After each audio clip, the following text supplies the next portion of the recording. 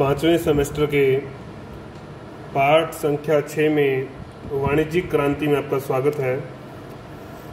वाणिज्यिक क्रांति को जब हम पढ़ेंगे तो बहुत सारी चीज़ें आपको ऐसा लगेगा कि ये हम पढ़ आए हैं। वो कैसे लगेगा मैं बताऊंगा आपको कि कैसे व्यापार का संतुलन, भौगोलिक खोजें, जो नीतियां रही उपनिवेश की, इन सब बातों के बारे में आज हम दोबारा से कुछ प्राचीन औपनिवेशिक व्यवस्था जो हमने लेसन पढ़ा था, 16वीं शताब्दी का आर्थिक घटनाक्रम से ही तो जुड़ी हुई है वाणिज्यिक क्रांति भी। तो सब चीज़ों का पुनर्जागरण का, धर्म सुधार आंदोलनों का, सब का जो असर है, तो वो सब चीज़ें कहीं ना कहीं इन सब से जो है जुड़ाव जो है रखती है, लिंक है उनका। उसके कारण से आपको ऐसे लगेगा कि ये चीज़ें हमने पढ़ी हुई हैं, लेकिन आपने जो क्वेश्चन आपसे एग्जाम में पूछा जाएगा उसके संदर्भ को देखते हुए, समझते हुए जो है अपना आंसर जो है लिखना है। और 2 अंकों के भी जो क्वेश्चन है वो आप साथ के साथ तैयार कर लें। इन्हीं में से आते हैं वो जो बातें हम बताते हैं आपको, या आपके थ्योरी जो आप रेफरेंस बुक से या अन्य जगह से जहाँ से भी आप पढ़ रहे हैं उसको, तो उसको थोड़ा अच्छे से आप पढ़ लें। तो आज लेसन 6 की वीडियो संख्या 1 हम देखेंगे। इसमें अगर हम प्रारंभिक परिचय की बात करते हैं तो आपने पढ़ा था कि 1492 में कैसे जो है कोलंबस ने नई दुनिया की खोज की थी। उसके बाद वास्को डी गामा ने जो है 1498 में जो है भारत का मार्ग जो है खोज डाला था आसांतरित होते हुए। ये सब चीज़ें आप पढ़ चुके हैं। इन सब का परिणाम क्या हुआ था कि जो यूरोप का जो व्यापार का जो क्षेत्र था उसमें व्यापक जो है परिवर्तन आए थे, ये भी आप पढ़ चुके हैं।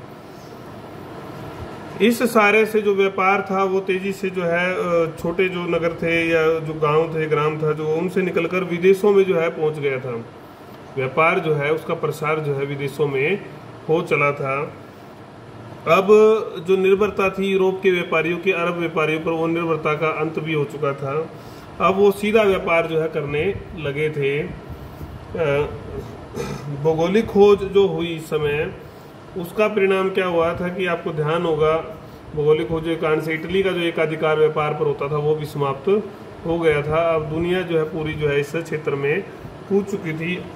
अब यूरोप के जो अन्य देश थे, पुर्तगाल, स्पेन, ये हमने पढ़ा था, हॉलैंड, जो इंग्लैंड, फ्रांस, इन सब देशों को जो है अब व्यापार इन्होंने हाथ में ले लिया था। ये बहुत बड़ी मात्रा में वस्तु को लाते ले जाते, मतलब व्यापार, अंतर्राष्ट्रीय व्यापार ये करने लगे थे।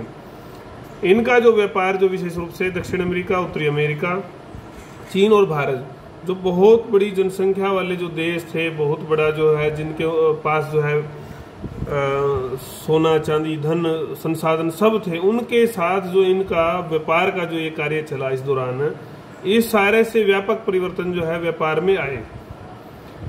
सब परिस्थितियों में, क्षेत्रों में जो विशेष परिवर्तन इस समय आए व्यापार में, तो उन व्यापक परिवर्तनों के कारण से जो है इस सारे को वाणिज्यिक क्रांति की संज्ञा दी जाती है। ये हमने इसकी बेसिक जो बात पढ़ी, अब वो दोबारा इसी चीज को रिपीट करेंगे। देखो कि भौगोलिक खोजें हो रही थी। भौगोलिक खोजों से 16वीं शताब्दी का जो अंत तक हमने देखा था कि जो भूमध्य सागरीय से क्षेत्र से जो है व्यापार सड़क कर जो है स्थानांतरित हो गया था। अंटार्कटिक जो तटीय आपका जो क्षेत्र था, उत्तर पश्चिमी जो क्षेत्र था, उसकी तरफ जो है स्थानांतरित हो गया था। और जो व्यापार जो है वो क्षेत्रीय से अंत होकर जो है अंतर क्षेत्रीय हो गया था, मतलब दूसरे देशों में जो है, विदेशों में व्यापार जो है बढ़ गया था। ज्यादा जो व्यापार है वो समुद्र पारीय बहुत हो गया था।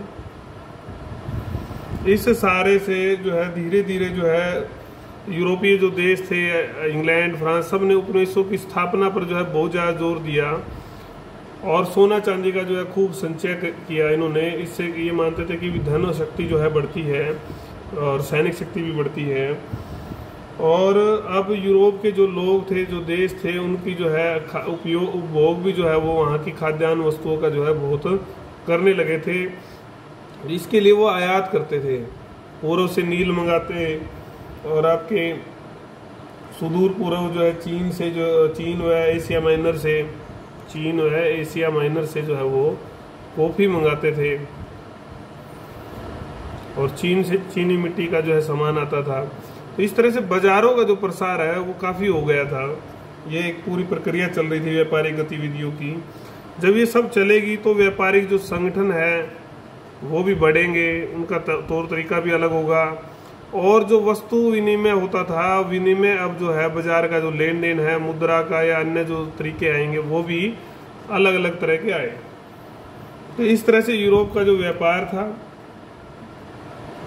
दुनिया का जो व्यापार था, अर्थतंत्र था, और उसमें संगठन थे व्यावसायिक, उनमें जो इस समय व्यापक परिवर्तन हुए उसी को विशेष रूप से जो परिवर्तन हुए ये 1550 से 1700 ईस्वी में नीदरलैंड और इंग्लैंड में विशेष तौर से घटित हुए।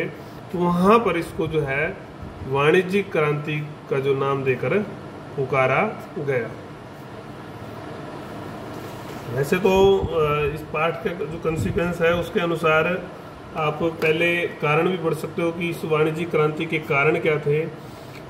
सब जो बातें हम कारण में भी पढ़ेंगे वो मिलती जुलती बातें होंगी। कारणों में वही पुनर्जागरण, भौगोलिक खोजें, राष्ट्रीय राज्यों का उदय, ये सब हम पढ़ेंगे। ये आप पढ़ भी चुके हो, दोबारा से फिर भी रिपीट कर लेंगे थोड़ा बहुत। फिर उससे पहले मैं आपको जो है वाणिज्यवाद, वाणिज्यिक क्रांति जो है वाणिज्य या वाणिज्यवाद शब्द से जो अर्थ निकलेगा वो हम पढ़ेंगे, और फिर इसका काल, उद्देश्य और विशेषताएं, फिर हम जो है ये कारण पढ़ेंगे। तो अगर बात की जाए वाणिज्यवाद के अर्थ की तो इसको व्यापारवाद, वणिकवाद, इस प्रकार के जो शब्द जो है ऐसा कहा जाता है।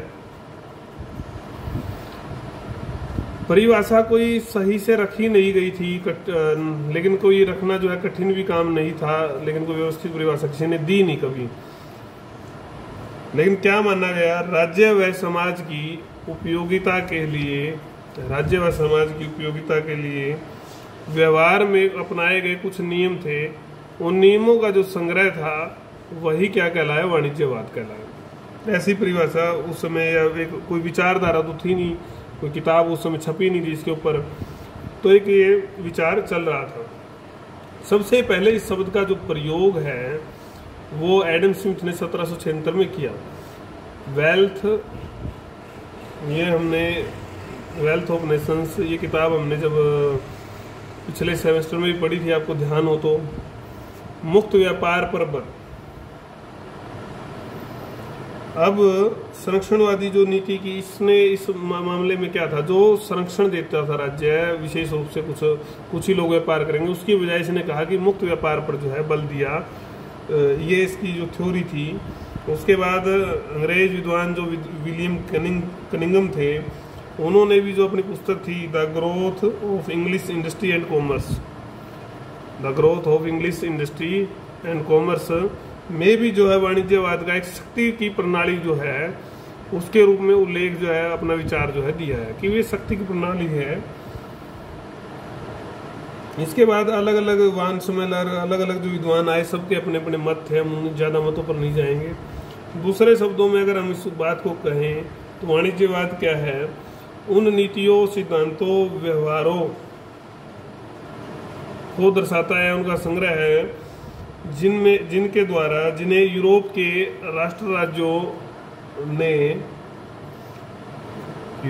राष्ट्र राज्यों ने शक्ति, धन, संपत्ति, समृद्धि, इस सब के लिए जो है अपनाया था। उन सिद्धांतों को, उन नीतियों को, उन व्यवहारों को ये दर्शाता है कौन, वाणिज्यवाद। जैकब वाइनर जो थे उन्होंने भी ऐसा ही परिभाषित किया है कि 15वीं से 18वीं जो शताब्दी को काल भी बता रहे हैं, ये अंतर्राष्ट्रीय आर्थिक संबंधों के स्वरूप तथा उपयुक्त नियम के संदर्भ में अपनाए गए सिद्धांत एवं व्यवहार को आमतौर पर आजकल वाणिज्यवाद का नाम दिया जाता है। अब हम बात करेंगे काल की। अलेक्जेंडर जो ग्रे थे, अलेक्जेंडर ग्रे ने काल जो बताया 14वीं शताब्दी के अंत या 15वीं शताब्दी के जो प्रारंभ से आप इसको शुरू कर सकते हैं, इसमें लक्षण दिखने शुरू हो गए थे और 18वीं शताब्दी के उत्तरार्ध तक दिखते रहे। उसके बाद जो है इसका अंत होने लगा था, नई नीति आई। ऐसा ही कैनन मोदे ने भी कहा है, वेलेस के, फर्ग्यूसन, E.F. एक्सर, सब विद्वानों ने अपने अपने मत जो है दिए हैं। लेकिन हम कुल मिलाकर अगर बात करें तो 15वीं 16वीं शताब्दी में लक्षण दिखने शुरू हुए और 18वीं शताब्दी के अंत तक इसका पतन जो है दिखाई जो है पड़ने लग गया था। तो ये हमने काल के बारे में पढ़ा। अब हम पढ़ेंगे उद्देश्य। वाणिज्यवाद के उद्देश्य क्या थे? हम पढ़ के आए कि व्यापार का जो प्रसार है वो तेजी से हो रहा था यूरोप के राष्ट्रीय राज्यों में। व्यापारी जो वर्ग था, व्यवसायी जो वर्ग था, वो खूब जो है रुचि जो है इसमें लेने लगे थे। वो चाहते थे कि राजा जो है व्यापार को बढ़ावा दे, और राजाओं को इससे क्या लाभ था कि अगर वो धन, सोना, चांदी जो है संचय करेंगे या इससे मिलेगा तो राजाओं को भी लाभ होगा, राजाओं की शक्ति बढ़ेगी। तो इस समय इन सब लोगों ने मिलकर एक नारा दिया, वाणिज्यवादियों ने नारा दिया। नारा क्या था? अधिक सोना चांदी प्राप्त करके अधिक शक्तिशाली बनो। ये नारा उस समय दिया गया। अगर हम इसका पॉइंट्स वाइज अध्ययन करते हैं तो क्या है कि देश की आर्थिक उन्नति के लिए जो है राष्ट्रीय नीति अपनानी जरूरी है। जो स्थानीय क्षेत्रीय नीतियां थी जिनसे कुछ लोगों को विशेष संरक्षण देकर व्यापार की जो बाधा थी, व्यापार में बाधा आती थी, उसको खत्म करके एकीकरण कर सारे सिस्टम का राष्ट्रीय नीति अपनाई जाए। उद्योगों का जो है अधिक से अधिक जो है विकास किया जाए, व्यापार उद्योग को बढ़ावा दिया जाए। व्यापार संतुलन क्या होता था? अपने देश के पक्ष में रखना है, उसको क्या करना? उसके लिए निर्यात ज़्यादा से ज़्यादा करना और आयात थोड़ा कम करना। सोना चांदी संचय किया जाए, अधिक मात्रा में जो है सोना चांदी संचय किया जाए जिससे कि देश धनी हो, और इस धन और सोने से जो है सैनिक और राजनीतिक शक्ति को जो है बढ़ाकर देश को शक्तिशाली बनाया जाए। छठा जो बिंदु है, इन सब कामों का जो पूर्ति के लिए क्या करना? उपनिवेशों की स्थापना करना। क्योंकि उपनिवेशों की जो स्थापना कर दोगे और उसमें कुछ ऐसी आर्थिक नीतियां लागू करोगे तभी तो आपको लाभ मिलेगा। उस लाभ से ही जो है आपको सोना चांदी संसाधन सब मिलने वाला, उससे ही राजनीतिक सैनिक शक्ति आपकी बढ़ने वाली है। तो उपनिवेशों की स्थापना जो है इसमें एक मुख्य बड़ा कदम था। अब हम अगर इसकी विशेषताओं की अगर बात करते हैं तो विशेषताएं क्या थी? उस समय की खास बात क्या थी कि निरे आंकड़ेबाज अर्थशास्त्री नहीं थे, वो व्यवहारिक अर्थशास्त्री थे। उन्होंने उस समय की जो अर्थ प्रणाली है उसका जो कोई ऐसा विश्लेषण जो है नहीं रखा, कि विश्लेषण नहीं किया। उनका जो उद्देश्य था वो क्या था कि कुछ ऐसे तरीके जो है दिए जाएं, ऐसे सुझाव जो है उन्होंने व्यापार के संबंध में दिए, शक्तिशाली बनाने के संबंध में सुझाव दिए, जिससे राष्ट्र आर्थिक और सैनिक सब तरीकों से जो है शक्तिशाली बने, वैसे कुछ सुझाव दिए। तो हालांकि कुछ में उनके मतभेद थे, लेकिन कुछ सिद्धांतों का सबने समर्थन किया, वो विशेषताएं बन गई। अगर उस विशेषता को अगर एक लाइन में हम समझे तो वो था अनुकूल व्यापार संतुलन व शक्ति संतुलन। ये था। तो दूसरी वीडियो में हम उन विशेषताओं को विशेष रूप से देखेंगे पॉइंट्स वाइज। राज्य द्वारा आर्थिक नियमन, ये बिंदु हैं, इसके 7 बिंदु हैं। सोना चांदी जो हमने ये पढ़ा है, ये इन बिंदुओं को थोड़ा विस्तार रूप जो है इसमें दिया जाएगा ज़्यादा, और कुछ नई बातें भी आएंगी। उन सब का हम अध्ययन अगली वीडियो में करेंगे।